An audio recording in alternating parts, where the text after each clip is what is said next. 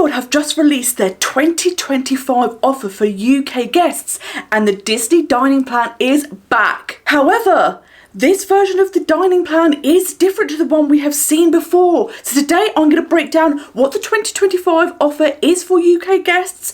I'm going to let you know the vital updates that have been made to the Disney dining plan so you know how it now works. I'm going to let you know who this offer is great for, who this offer is not that great for. Plus I've already crunched the numbers so I can help you work out which tier of hotel will be best for you to stay at to get the most out of this plan. And make sure you stick around until the end because I'm going to give you top tips to help you maximise your use of the Disney dining plan. My name is Sophie from Most Magical Guides and I make videos packed full of tips and advice to help you have the best Disney trip ever. So if you are planning to go to Disney World, Disneyland Paris or Disneyland in California, make sure you hit that subscribe button down below. So first up, let's dive into the details of what the 2025 offer for UK guests gives you. Of course, the big thing everyone is talking about is that the dining plan is back, but it is slightly different to the versions we've seen before. If you are staying in a value Disney World resort, you will be getting one quick service meal that includes a drink which can be alcoholic or non-alcoholic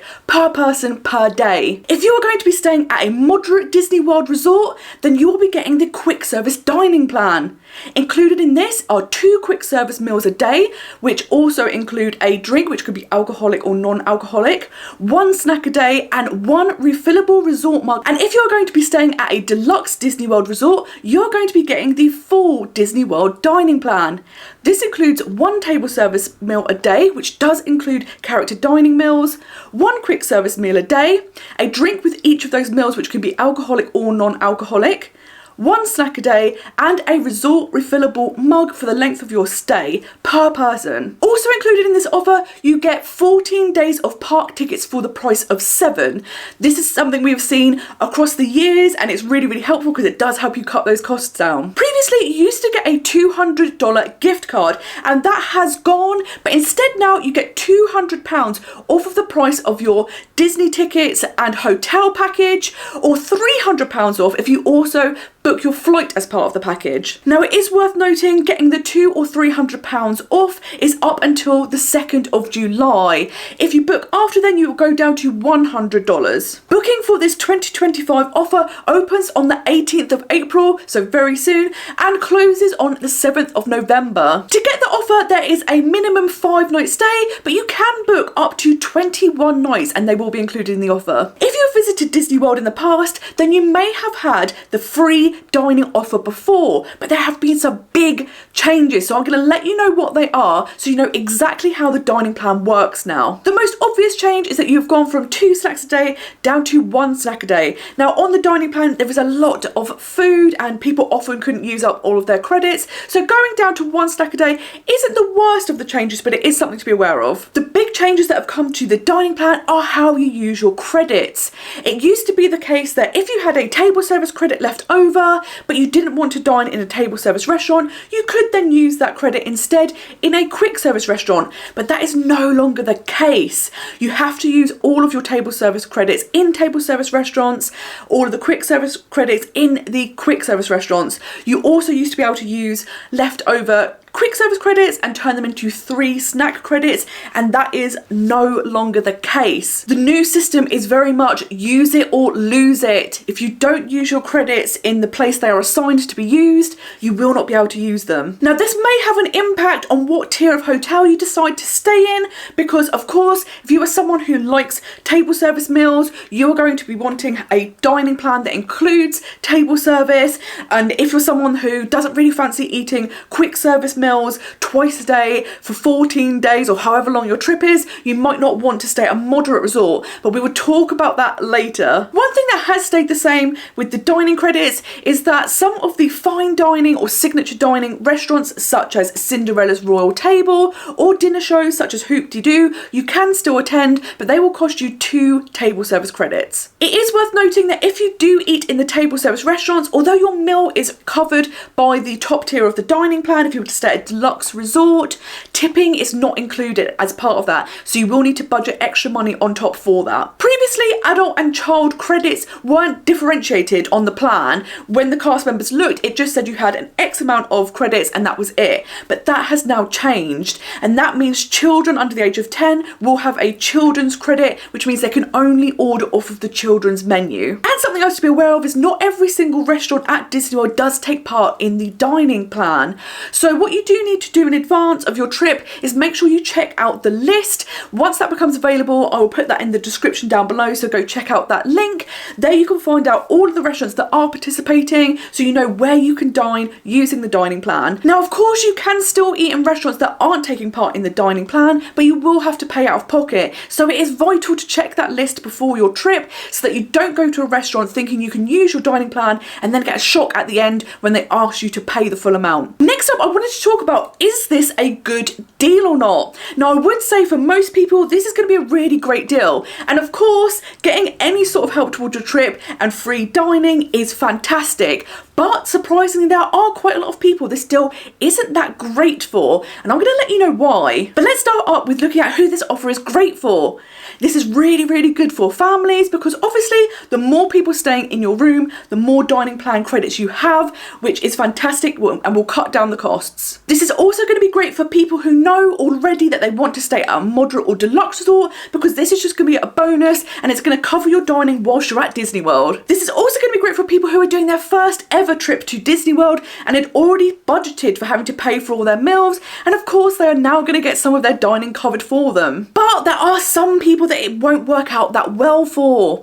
Those include people staying at a value resort, solo travellers, and people who are thinking about upgrading their resort to get a better dining plan, because financially this can be a bad move. So I've already crunched the numbers to let you know what you get with each different tier of resort at Disney World and whether you should upgrade or not. Now, as I said, if you're already planning on staying at a moderate or a deluxe resort, then this is going to be a fantastic deal for you, because you are going to have 2 meals a day covered, you've got the snack and you've got the refillable mug. So this is such a cherry on top of the cake, because you are going to be able to save a lot of money with this offer. However, if you are undecided of where you should stay, what would be right for you, or whether you should upgrade, I will talk you through that now. To work out the costings, I just looked at a 2-week stay in September 2025, and the figures coming up for the room cost is for the whole room. So if you're a solo traveller, you'd pay that whole cost. If you were 2 people, you would split the cost in half, and so forth. So if you were to stay at a value resort such as All Star Music,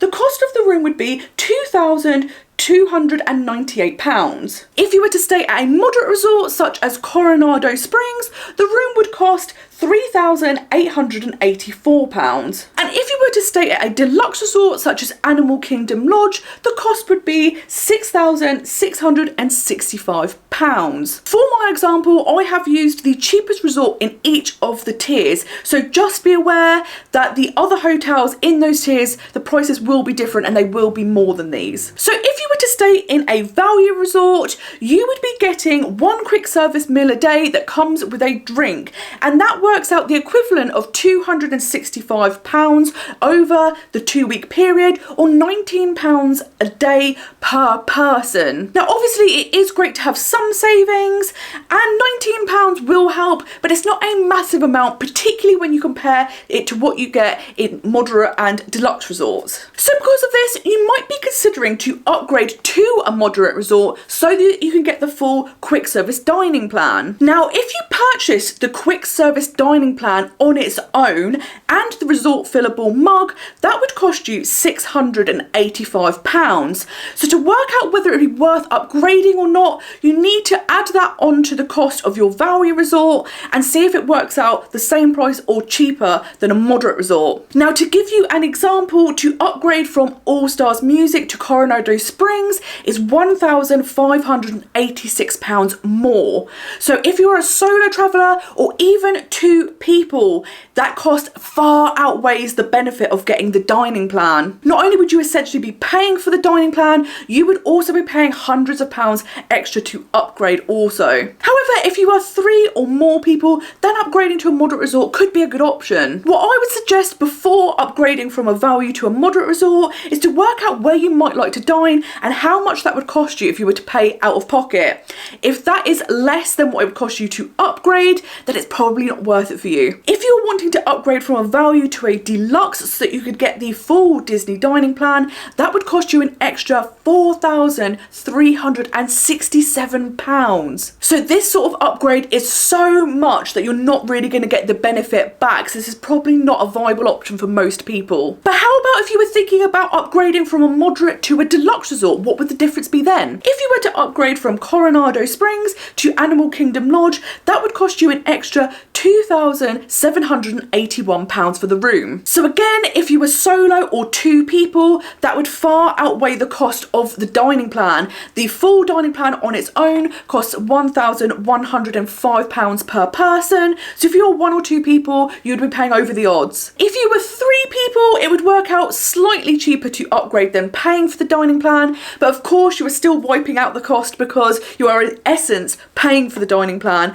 if you upgrade. It's also worth noting that Animal Kingdom Lodge is the cheapest of the deluxe resorts. So if you were looking at going somewhere like the Contemporary or the Polynesian, it'd be significantly more than that cost. So the big question you're going to have is, can I just upgrade the dining plan rather than upgrading my hotel? We've had no official response from Disney so far about this, and it's not in the small print, but I do know some people who have reached out to Disney and they have been told that yes, this should be possible. Once we get the definitive answer, I'll also add that in the description box down below, so do be sure to come back to check that. But I wanted to go ahead and give you an idea of what you possibly may be paying if you upgrade based on the cost of the existing dining plans. So Disney have let us know already the value for each resort tier when it comes to the dining plan. The cost per person over a 14-night stay, if you were to stay at a value resort, that would be £265. If you were to stay at a moderate resort, that would be £685 and does include the refillable mug.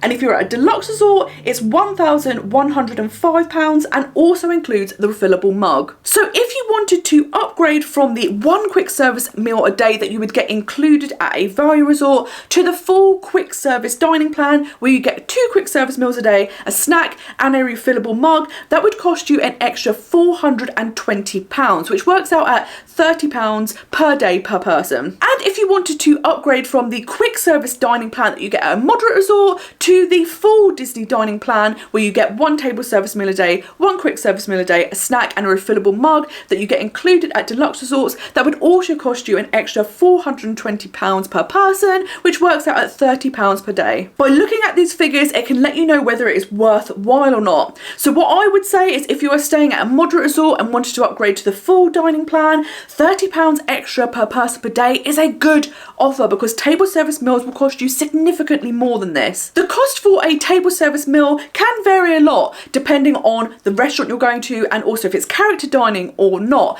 but I have averaged it out to be around $50 per person. So if you're only paying £30 extra a day, you're getting excellent value for money. However, if you are staying at a value resort and you want to upgrade to get 2 quick service meals a day instead of 1, then £30 extra a day is not good value at all.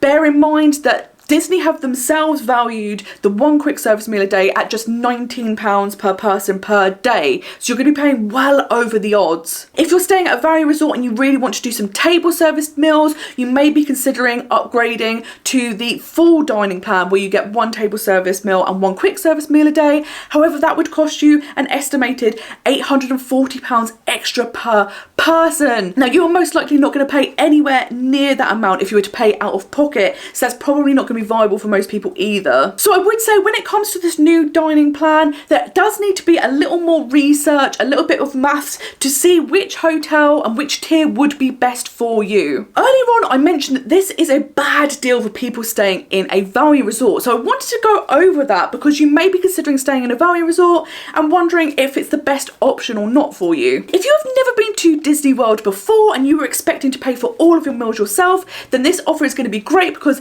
getting that one quick service meal a day is going to save you some money. However, compared to previous offers, this is not great for value resort guests, and I think it's very much aimed at getting to people to stay in moderate and deluxe resorts. Obviously, one of the downsides for value resort guests is you're getting the one quick service meal a day free, but no other incentives. Even something like the refillable mug would have been a nice little touch to try and encourage people to stay on site at Disney, even in a value resort. The refillable mug is something that we'd always seen previously if you were to stay at a value resort, so it's interesting this time they've gotten rid of that. The past couple of years we have seen the dining credits offer, so instead of getting a dining plan, you got given a set amount of dollars to use over the course of your trip. The great thing about this was the total flexibility. You could use them for table service, quick service meals or snacks, and you could even use them on merchandise. So if you are a light eater and you had money left over, you could go and get some great souvenirs. If you wanted to stay at a value resort and do a mixture of table service and quick service dining, you had the option. There was loads of flexibility with the dining credits. The dining credits offer was also fantastic for solo travellers.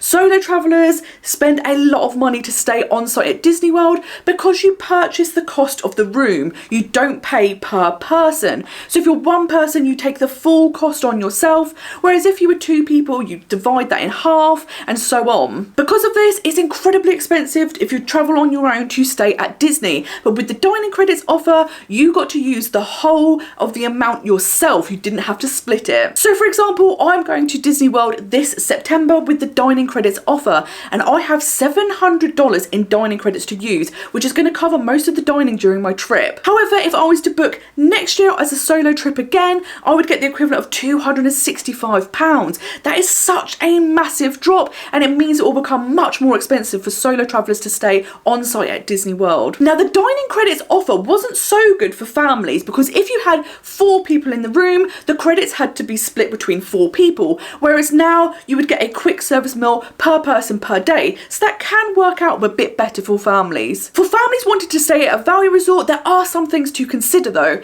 If you are getting one quick service meal a day, that is going to help out and that is going to be great, but you are going to still have to pay out of pocket for all of your other dining, so do be sure you factor that into your budget. For families that are considering upgrading to a moderate resort so they can get the full quick service dining plan for everyone in their party, there are a few things to consider before you do this. If you had been considering staying at a value resort that had a Skyliner station, it is worth noting that the moderate resort that also has a Skyliner station is Caribbean Beach Resort, but their standard rooms are not included in the offer. That does mean you would have to pay a higher room rate to be able to stay at a resort that has the Skyliner still. Once you then start factoring in those costs, because certain rooms are excluded, that can then put the budget up massively and then outweigh the benefits of getting the quick service plan again. So as I keep saying, it all really depends on your personal circumstances, and you will need to do a bit more research and a bit more number crunching to work out what is best for you. Something that's really interesting about the Disney World 2025 UK offer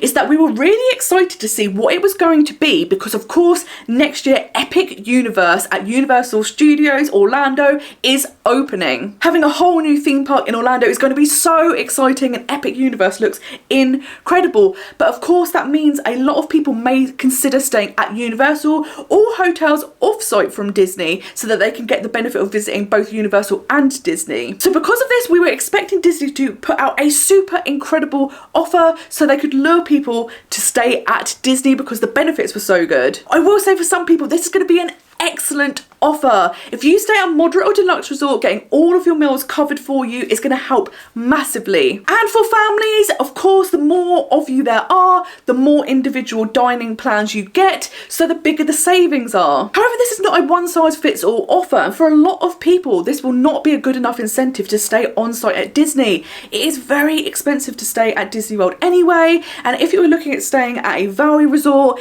it may now be that it's just not justifiable because the offer isn't good enough to lure you to stay there. To work out if it's worthwhile or not for you, what I would do is compare the price of staying at Disney World and staying off-site. Now, if you stay off-site, there are some things you need to consider, such as resort fees, transportation fees, parking fees if you are driving, and sometimes once you add them up, there's not much difference, or it might even be cheaper to stay at Disney. But now that you're not getting your free dining at Disney, you're going to also have to factor in costs of dining if you were staying in a value resort, because the other meals of the day you are going to have to pay for. So I would get a comparison chart going and then just see what works out best for you. I have done a video all about the hidden costs of staying offsite in Orlando, so if you do want to know about that, I will link that up here and down below. So now we've covered what the 2025 Disney World offer is, who it benefits, and crunched some numbers. I want to let you know how to get the most out of the dining plan if you go to Disney World. Now, if you are staying at a moderate or a deluxe resort, what I would suggest is with your snack credit, if some days you're fancying having some breakfast, then you could use your snack credit as a breakfast. You can get things like a Mickey pretzel for a savoury breakfast, or the colossal cinnamon bun if you are in Creature Comforts in Animal Kingdom, and they could be really great breakfast options. So by using your snack as another meal, like a lighter meal, that could be a really good way to maximise your dining plan. If you're staying at a deluxe resort and you have the full Disney dining plan, then I would absolutely take advantage of character dining meals.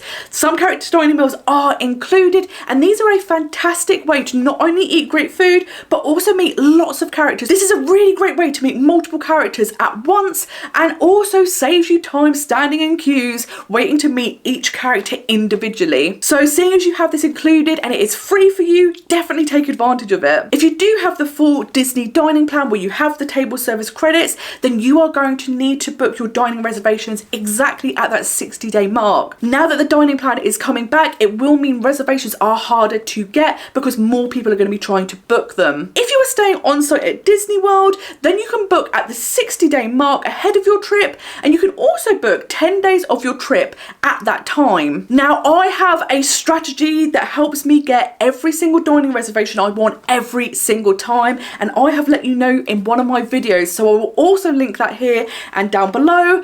But if dining is something that is very stressful for you because you have to be ready to go at that 60-day mark, you have to have a strategy in place to get all the reservations you want, you have to be available right at 11 AM, so if you are working or you're somewhere else and you can't do it, then you can lose out on your dining. If that is a concern for you, then do be sure to reach out to me, because I do have a Disney World dining service where I book your dining for you and take all that stress away from you. So if that's something you would like to know more about, be sure to email me, or I'll put a link to my website down below. Now, if you are paying for the quick service dining plan or the full dining plan, then the tip is always to eat at the most expensive restaurant, order the most expensive dish, order an alcoholic drink, and order the most expensive snacks that you can. But where you have a free dining plan, you don't have to do this. Just pick wherever you fancy the most to dine and the dishes you would enjoy the most. That is one of the great things about it being free, is it does give you flexibility in the sense of you aren't constantly having to think, I've got to always eat the most expensive thing. Instead, you can just eat whatever you enjoy the most, so that makes it a great experience. If you're planning to stay at a value resort, I also have some top tips to help you get the most out of your one quick service meal a day. If you're going to be staying at a value resort, then you will need to do a bit of research before your trip. What I would suggest you do is go on the Disney World website and look at the menus for the restaurants you think you would like to eat in. Here you can find the prices, and this is going to be vital for the quick service meals. What you're then going to do is work out which are the most expensive quick service meals you would like to eat,